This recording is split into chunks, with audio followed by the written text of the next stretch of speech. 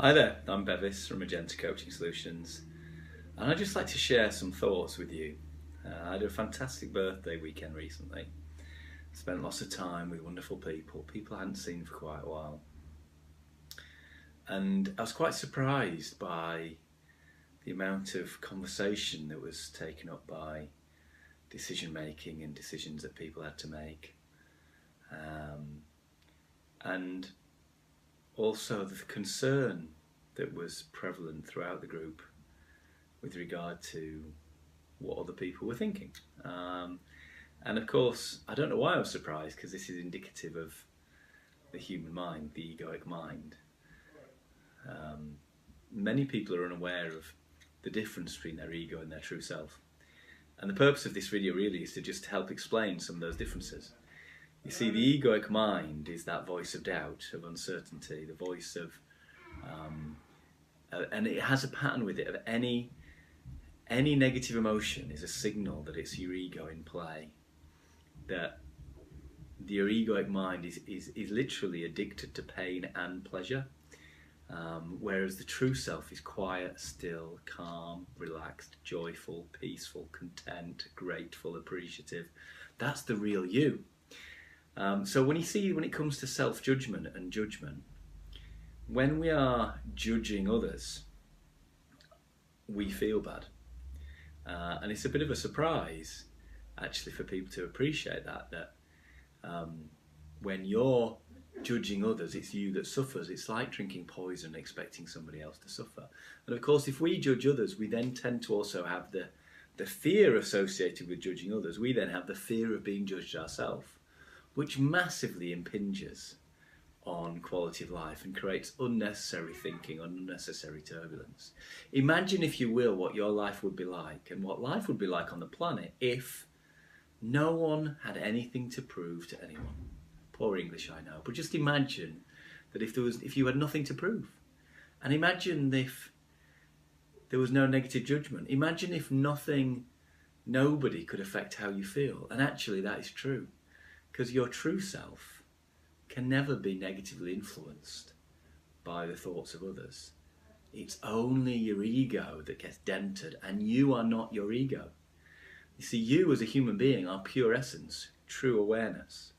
As a human being, you are aware how you feel, and the awareness of how you feel is who you really are. Your body is temporary. Your body will pass and will die. But the essence, the pure awareness, can never die. Awareness can't die. Nothing real can be destroyed. Nothing unreal exists, was something somebody once said to me, and it took me a long while to get my head around that. But the energy, the fabric of the universe, is also the fabric of you. And when you know that to be true, deep down, you know, and don't get me wrong, your ego will still get dented from time to time, but you'll know it's just your ego. It's not the real you.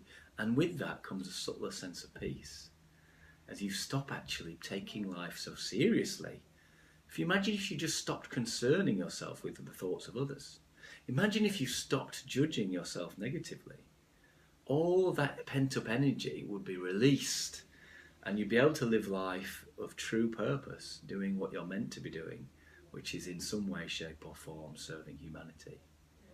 All of this is possible, and it is possible to always make the right decision for you, because that pure essence of the universe, of humanity, of nature, is within you.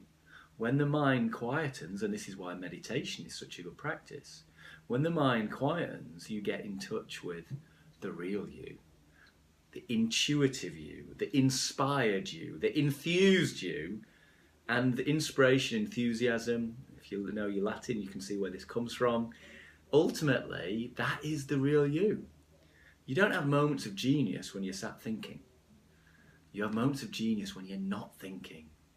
And therefore, when we look at solving problems, we need not to be solving problems by thinking about them, which Albert Einstein said you can't solve a problem at the same level of consciousness as a problem. So if we want to solve a problem, what we need to do is actually not to think about the problem. And then we begin to find that actually when you're not thinking, it ain't a problem. And solutions emerge out of nothingness. Now this will be a tough stretch for some of you. who've yet to start on your journey of getting in touch with the real you. But equally, elements of what I've said will ring true. You only have your good ideas when you've got a quiet mind. And ultimately, here's the thing about the mind and judgment. Many of us who are quite intelligent or clever, probably a better word, many of us who are clever trust our thinking and our mind. We think our thoughts and our mind is who we are, but of course they cannot possibly be who we are. We have 60,000 thoughts a day and most of them are nonsense. And when you actually understand how the mind works, we can only focus on 134 bits of information out of 11 billion. We begin to realise how flawed the data coming into our mind is. And when we appreciate how flawed the data coming into our mind is, we can then stop trusting our thinking so much and start trusting how we feel. Because our feelings give us a signal as to our thinking. If you're feeling good, you're thinking more clearly.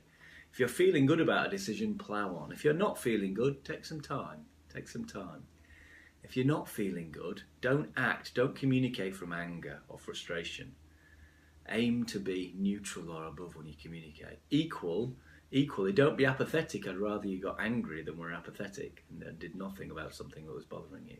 But the beauty of being human is we have an internal guidance system in that if you're feeling good, you know you're thinking more clearly, and therefore you know your decision making can be based more clearly on those things. When you get good at quietening the mind, which is absolutely possible, it is possible nowadays to completely clear all negative emotion from past events using therapeutic techniques, some of which you learn on an NLP training programs.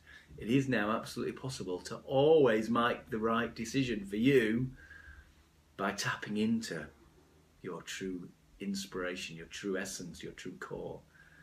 And it is possible to trust that and to understand that actually if you're not feeling good, you're not thinking clearly, and therefore to stop self-sabotaging.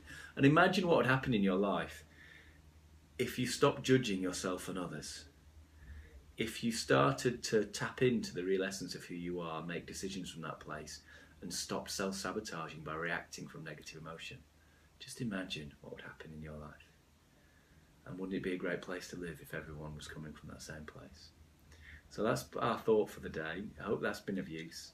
And if you have any questions or anything, or you want to enrol in one of our courses, one of our intro days, or one of our practitioner courses, please do get in touch at Bevis, Bevis, .magenta, magentacs.co.uk. Thanks very much. Cheers and bye.